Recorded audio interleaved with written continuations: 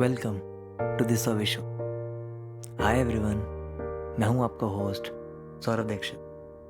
स्वागत करता हूं आप सबका इस नए पॉडकास्ट में जिसका नाम है आने वाला कल, विच इज़ को स्पॉन्सर्ड बाय LTP कैलकुलेटर, जो कि है एक top trending snapshot data tool. For further details please visit the site.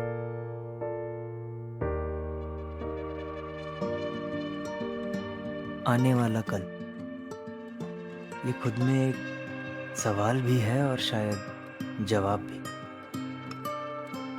साल 2023 में पर्सनली मैंने बहुत सारे लर्निंग्स और एक्सपीरियंसेस गेन किए, चाहे वो फाइनेंशियल मैनेजमेंट एक्सपीरियंस हो, रिलेशनशिप हो या फिर हेल्थ हो।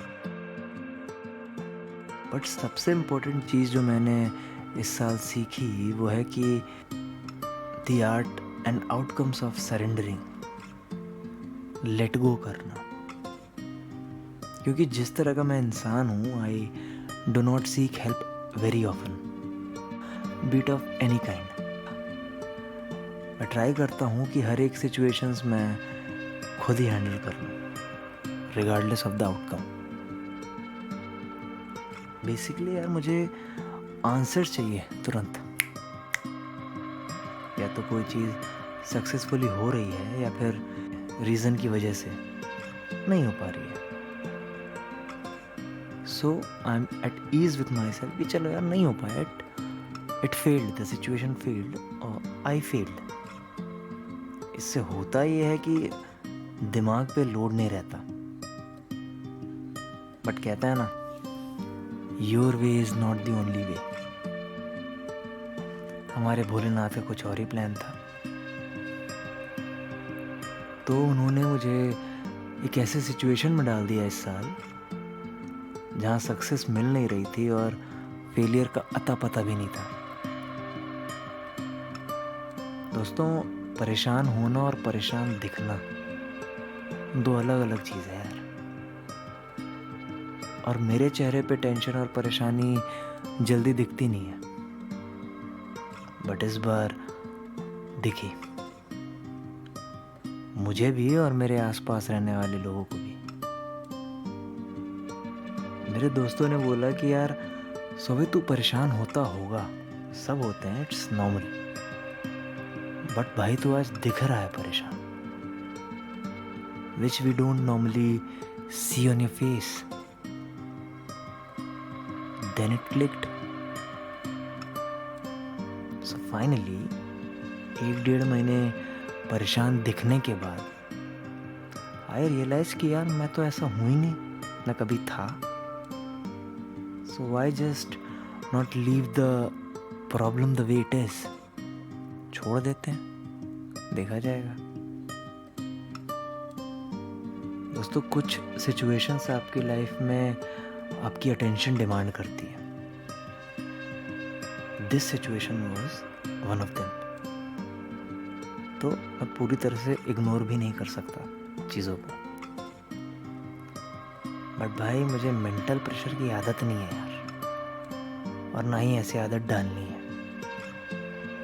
तब मैंने अपने महादेव की तरफ देखा, हाथ जोड़ा और उनसे बोला कि भाई साहब, अब तुम्हारे हवाले वतन साथी हो। इस सिचुएशन में आपने ही डाला है, आप ही इससे डील करो भाई। अब मेरा हो लिया, और अब जो मेरे बस में है मैं बस वही करूँगा यार। So I just prayed to him for the best result I could have imagined in the longer run. And finally, 7-8 महीने के वेट के बाद जो रिजल्ट मुझे मिला वो वही था जो मुझे चाहिए था। मेरा काम हो गया था, मेरे बिना कुछ भी करे। यार, हम लोग खुद ही कॉम्प्लिकेट कर लेते हैं, पता है। अपने सिचुएशंस को हम खुद ही कॉम्प्लिकेट कर लेते हैं। हमारे लाइफ की सभी सिचुएशन हमारा हार्ड वर्क और डेडिकेशन डिमांड नहीं करती है। sometimes letting go is the best hard work we can do. So I'm grateful and happy to be ending this year 2023 on a very happy note. And I hope कि आपका भी ये साल ऐसा ही गुजरा हो. और बात रही आने वाले कल की, जो कि है साल 2024. इस नए साल में जीने के लिए यार मैंने एक तरीका अपनाया है जो मेरा बहुत मन है कि मैं आप लोगों के साथ शेयर करूं. क्रीप आउट मत करना, बट हाँ, I would like to and love to share. So please listen. एक कागज़ पे, मोबाइल पे या फिर लैपटॉप पे या फिर कहीं भी जहाँ आपको ठीक लगे, बड़े से इन्वर्टेड कॉमास के अंदर आप कैपिटल्स में लिख लेना आने वाला कल. 3 words इन इन्वर्टेड कॉमास.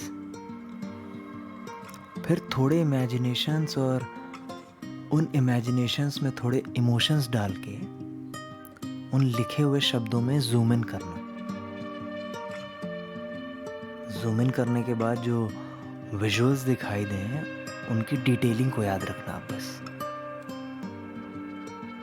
और मैंने यही तरीका चूज़ क्यों किया, उसका बहुत सटीक रीज़न है मेरे पास, ताकि आप अपने गोल्स को क्लियरली डिफाइन कर सकें और उन तक पहुंचने के लिए कदम उठा सकें. आने वाले कल में हो सकता है वो फिटनेस हो जिसके लिए आप मेहनत कर रहे थे इतने टाइम से, या फिर मे बी आप स्टार्ट करना चाहते हो, वो छुपा हो.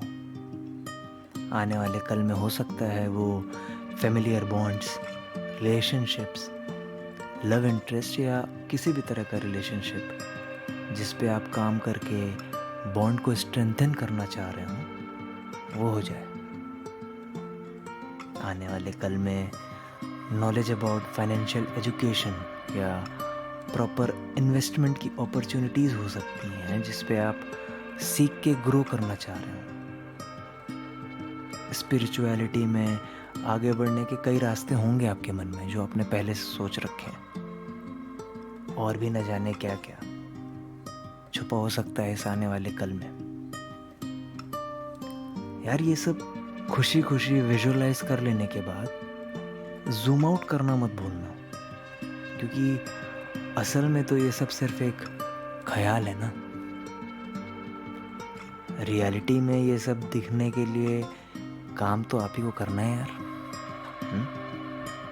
ये समझ लीजिए कि आपने 0 स्टेप से शुरू किया था और इतना सब कुछ अच्छे से पूरी डिटेल के साथ विजुअलाइज कर लेने के बाद, जूम आउट करने के बाद आपने पहला स्टेप ऑलरेडी ले लिया है. बचे हुए 99 स्टेप्स में छिपा है आपके आने वाले कल का सच.